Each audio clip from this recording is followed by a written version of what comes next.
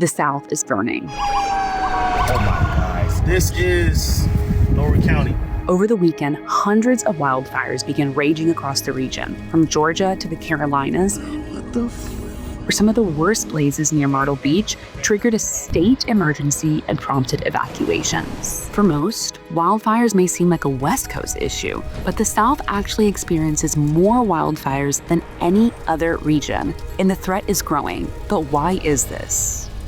Wildfires in the Southeast might not reach the same size as those out west, but they're happening more often and are burning more land and threatening more communities. The cause, for starters, longer dry periods and hotter temperatures are turning forests into kindling. In Georgia, nearly half of the state is considered abnormally dry, with 13% under official drought conditions.